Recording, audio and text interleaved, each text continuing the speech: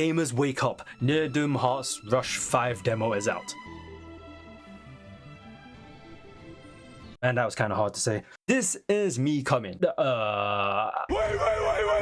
I mean, this is Aikode, and this is being developed by a single person. As you can see, this game already looks incredibly insane. So I first heard about this game on Twitter, and I remember seeing this exact picture of this girl with a butterfly on her eye. For the people that don't know what this means, this girl looks somewhat similar to Zero from the Drakengard series. Now, I don't know anything about Drakengard other than the fact that the story helped set up the events of the Nier story. As a Nier fan, I dived into this rabbit hole to find out what is up with this picture, only to find out that a game is being developed with this character in mind, and it's got nothing to do with Nier, except that the dev has been inspired by Nier and many other games for them to create their own game. This game is still being developed, and I saw that the dev was kindly giving out a demo for content creators. I was lucky enough to gain access to this gorgeous game so that I can also spread the word for people to watch out for this experience. Sadly, this demo isn't too long to play through, so I don't think I'll be able to say a lot here, but I'll do my best to pick out everything that I can. Also, for others to know or remember that this is only a demo. This is not the full version. The full game is still being cooked from the lovely dev, so there are a few issues with the game and improvements to be made. Firstly, can I just talk about how amazing this game looks already? Because god dang does it look so good. As I said, I've been keeping an eye out for this, and now that I've gotten a taste of it, I can confidently say that it really does look good. From the characters model to the different locations, all of them have been beautifully made with great detail. And remember that all of this was made by a singular person. Makes me wonder how much time and effort it took to make all of this. Truly showing off how much determination and passion they have to create this. It also shows what games they've been inspired by to create everything that you can see. They've also said it themselves that it's not them trying to copy the inspirations, but it's more of a love letter for the experiences that those games provided. You get to control 3 different characters throughout the span of this demo, with 6 areas to go through. Well, it's kind of like 5 areas because one of them is the same area, just that it changes. Only 2 of the characters you get to fight a bunch of enemies or the boss. There's also a difficulty modifier for the boss fight. That's the overall experience of the demo. It's a short demo and it probably took me around 30 minutes to finish. It could probably take even less if I wasn't taking my time looking around to see if there isn't anything out of place. But there's no way I wouldn't speed run through this beautiful game, and with a small amount of content that's available. At least for the first playthrough. I gotta breathe in the digital air that my PC is producing so that I can feel one with this world. Anyways, while I'm possibly choking myself with the healthy air that my PC is giving me, let's dive into each area that the demo offers. The first area is the famous Shibuya crossing that a couple JRPGs have an obsession with. I mean, having actually been there myself, I can say that I need to visit Shibuya again at night. I completely forgot that this area looks different at night. Besides my desires, this area looks beautiful. What I really like about this area is that the billboards are showing other indie game titles that look promising as well. I like how the dev literally placed in-game ads from other indies in the game, instead of placing random fake McDonald's ads. The demo doesn't let you explore much of Shibuya, so other than the visuals, you only have the option to walk to the objective. The other areas also don't allow you to explore much, sadly. A slightly odd thing that I can only think about is that even though it's raining, I don't see any clouds in the sky. Not really sure if that was intentional, but maybe a few clouds to make this realistic, unless they don't want that. The next area is where we dive into Fantasy Boys Load Up the Steampunk Town. This area got me feeling like it's Kingdom Hearts 2 Twilight Town out here. There's a few things you can do here. You can take a nap on this cold bench, which I could never do in real life because I would probably get robbed.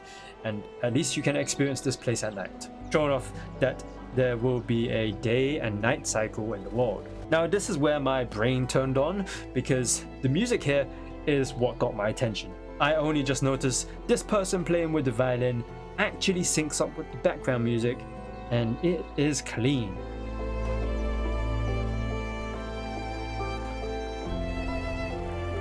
The music is the only thing that the dev didn't make, but everything else is all done by themselves, as long as they aren't lying.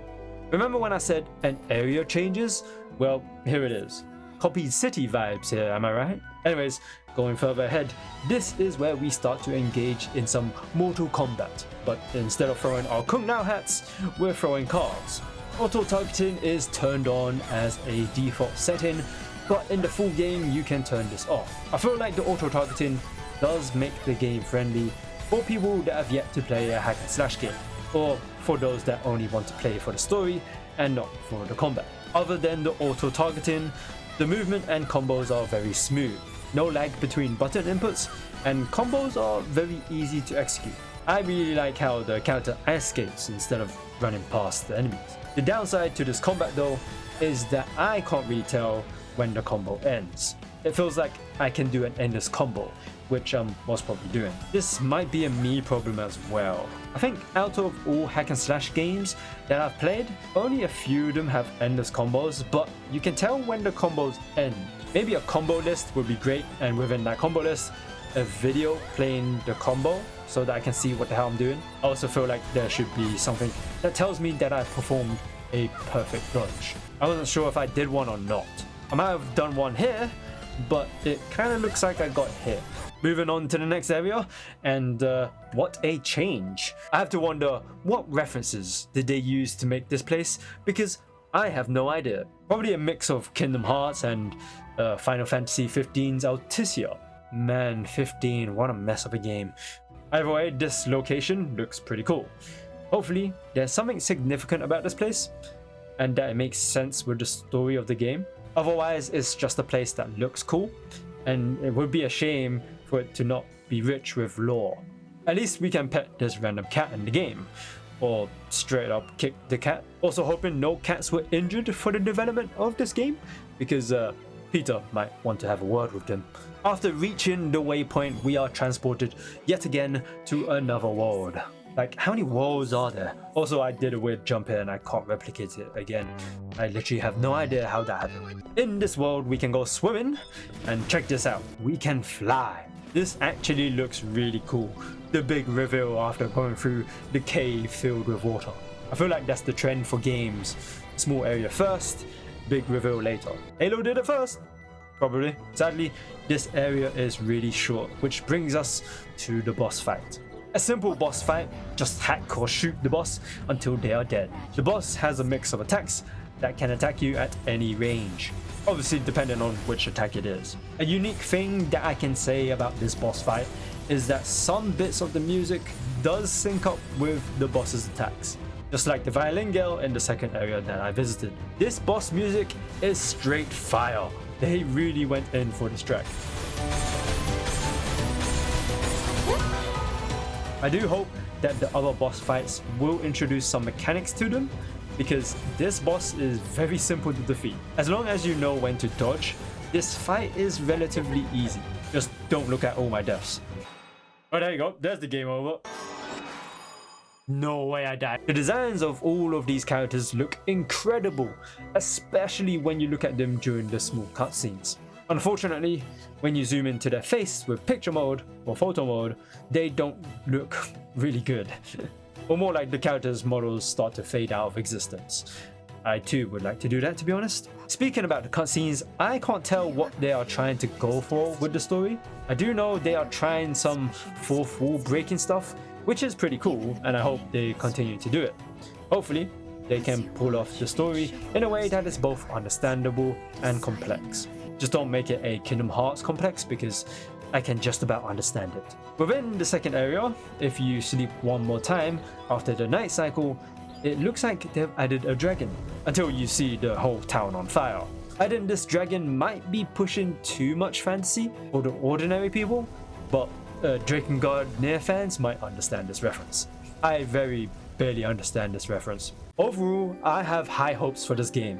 I've said it multiple times that this game looks insane, and it's hard for me to believe that all of this was made by a single person. They have put in a lot of work creating this, and there's so many references to the games that they have played. I really do hope this game gets a lot of people's attention, because I think the dev deserves it. I'll leave a link down in the description so that you can give the game a check for yourselves. I hope you guys enjoyed the video. Subscribe if you haven't already, and I'll see you guys later.